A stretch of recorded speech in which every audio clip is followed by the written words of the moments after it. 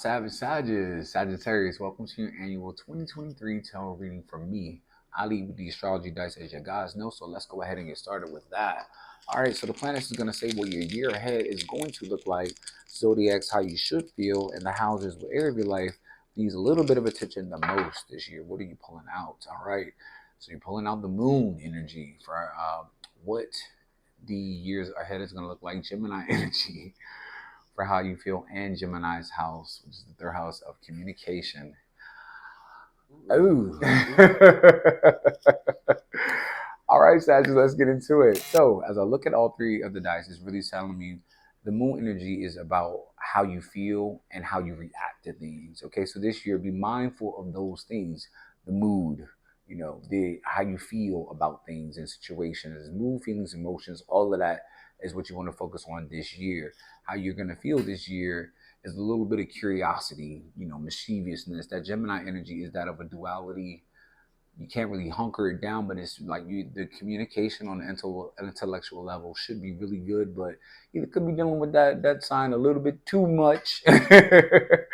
Or it's telling you just be mindful of the mischievousness and the duality that comes along with that. That could affect your mood and your feelings and emotions. Where in your life is the third house of communication? It's all about communicating to resolve things. As whatever issue is closest to you, whether it be at home, work, it doesn't matter. You have to communicate your feelings. That's all it's saying. You got two major dice. I mean, when you pull out the sign and the house, it's all saying the same thing. You have to talk about how you feel, why you're moody, what you're going through, how you feel, how you're reacting to people, all of that. Get it out via communication is what it's saying. All right. I'm going to pull three cards really quick to see what January is going to look like. Then I'm going to go quarter by quarter. And then we're going to get a look-see that just popped right on out. Oh, my God. And what January is going to look like, get a look-see quarter by quarter. That just threw me all the way off. One card for signification, then we're going to keep it moving. You're pulling out the Lovers. You have so much Gemini energy in this reading. It is really blowing my mind, okay? January, are you giving your love life some attention? Whether you're in a relationship or not, are you communicating, what we're going to work on? Are you working through issues? Are you compromising? Are you, making a choice and deciding to stick into something, okay? If that is what you're going through, either with that sign or in that situation, you know what you need to do, okay? Tell them how you feel. King of Wands, your energy, Aries and Leo energy of really telling you if you're in a connection, because I see the Lovers popping out there. If you are in one or you need one, it's telling you trust, communication, and respect is what is needed, okay? That's what's needed. That's what needs to be talked about. Look at all this communication going on already. So make sure you're doing that, handling that like a boss. The High Priestess, your gut is telling you something is off. Look at that. High Priestess and then the Moon. It's literally a moon on this card, and then you pull in the moon dice. You see how they're connecting. And it's like some type of dissatisfaction going on with a connection is what is really giving. It's making you moody. It's making you moody. It's giving me a lot. Like your reading is spilling the tea all over my tarot cloth right now. High Priestess, trust your wisdom, your intuition, whatever your gut hunches are saying. Let's look at what people are doing instead of what they're saying. Sure that you're looking at their actions versus listening to their words, and make sure you're making the right choices and listening to your gut. First quarter, Nine of Swords, a lot of mental energy going on for you for the first quarter. Good God Almighty. Nine of Swords, stress, worry, and anxiety for the first quarter. Make sure you're eliminating that. If there are any issues, like I said, I see a lot of mood. Look at that. High Priestess, the moon going on, making a decision, not really feeling courageous or like the foundations of what you can build for the future with that King of Wands energy, trying to find the courage in yourself, but still being stressed and worried about what it's going to look like. If you're arguing, that causes stress and anxiety. If you don't have it and you're worried about getting the connection, that also causes stress and anxiety. Work through your moves and communicate what it is that you want, okay? No matter how you want it or who you want it with, all right? First quarter, that will eliminate the anxiety. Second quarter, Ten of Pentacles, Earth sign energy, great energy to have, all right? Long-term longevity is what you want to focus on, the long-term goal, building a life, perfect partnership, domestic partnership, perfection, all of that. We're working and we're building to something great. I'm not stressed out and worried about it anymore. This is the goal in life that I want. This is how I feel. I need that family satisfaction, like longevity, something I can depend on long term. Focus on that second quarter.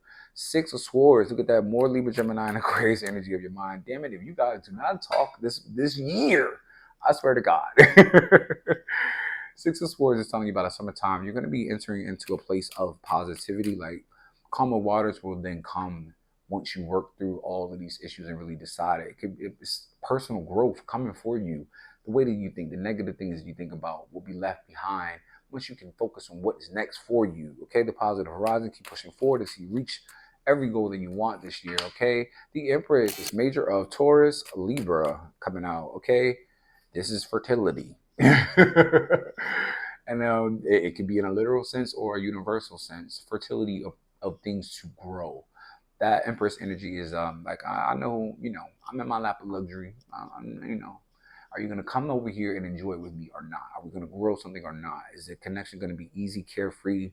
Like we're both committing to growing something good, or if it's growing something good for yourself, just being confident, keep everything lighthearted, easy, and fun, and it's telling you to grow the best future for yourself. All right, the world, look at that, grow the best future for yourself, signified with the damn world. Look at that. Okay, the best outcome possible is coming for you once you can communicate what that looks like to you, to other people. Okay, the world is the last of the major arcana. It's really telling you the world will be complete. You come full circle with everything you've gone through, but you first have to learn the lessons that you've learned to feel complete, okay? But that is the best outcome possible for you to build the best world possible for yourself. Let's clarify the Gemini energy, the devil. Ooh, Sagittarius, I cannot with you guys. Over top of that lover energy. Really saying that you are tied to a connection that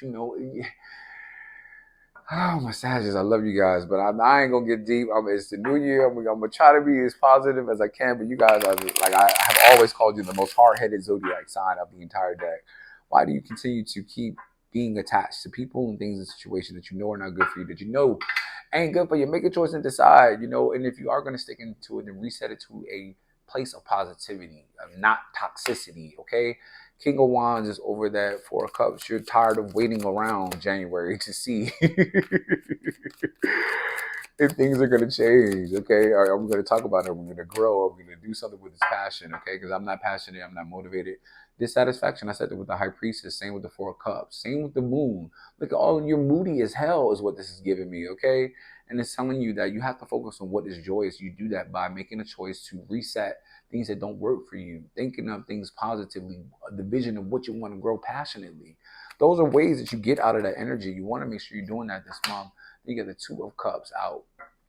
You get the Lovers and the Two of Cups, which is the major and the minor of love and connection coming out over the High Priestess. So whatever that gut hunch and dissatisfaction is, it's looking like it's with a connection. Yeah, you guys both have to make each other feel special at all times. And if you are single, it's telling you your single days are going to be numbered, but make sure you're connecting with people where it feels right and good to you on the inside.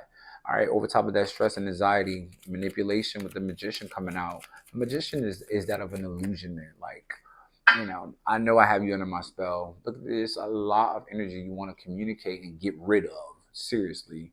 And if it's building of a life for yourself, then don't stress out too much about it. Just manifest it. Manifestation is real.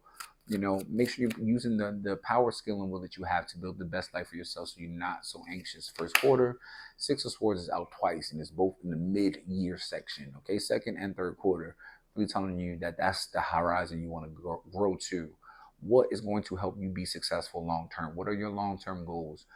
Roll yourself in that boat in your mind to that area, okay? Because it's going to be something positive, good, and great for you. You will personally grow. Something you really drive yourself to that energy. You got the Lovers out twice. What is with the buy one, get ones in your readings, Sag? I cannot with you guys. Six of Swords, look at that. All right, it's more of you having to make a romantic choice. Yeah, like is that connection. You got so much Gemini energy out in your reading. It's blowing my mind. You have to, if you're not dealing with something like that, or an air sign, I'm telling you, it's all in your reading. Anyway, the Lovers, twice out majorly from Gemini, of really committing to a relationship, the solidity of it. If there's back and forth arguing and you're not really seeing eye to eye, then you want to make sure that that choice really going to help you personally grow third quarter. Listen to the dice, baby. Yes, thank you. Judgment is coming out. Okay. Assess it. Look at it. I just said it. Are the issues being talked about? Look at all of this. You have swords. You have Gemini dice, Gemini house. What I say? Where's the area? It's the communication. You're not communicating what it is. What are the issues? This is a judgment mirror holding up to you fourth quarter this year, telling you to look at it. Is it worth your lifestyle moving forward in the future? If it is not, make the changes necessary for you to awaken yourself to your best potential self. All right. Pour the time and energy and attention into changing things for your betterment. All right. Page of Pentacles, Earth sign over that world energy. Really telling you that get into a connection that is stable and loyal for you. Do a lot of potential for things to grow. Ten of Pentacles, great energy to have. Two of Cups, Lovers out twice. But is that going to keep you enthusiastic? That page is about research. So researching for the ability for something to grow. The best outcome in the world that I see for myself, are you going to be a part of that? Okay.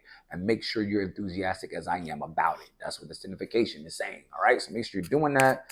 Spirit Light of Oracle clarification really quick for you guys, and we're all set. So let's see what do we got going on for you from the Spirit Light of Oracle.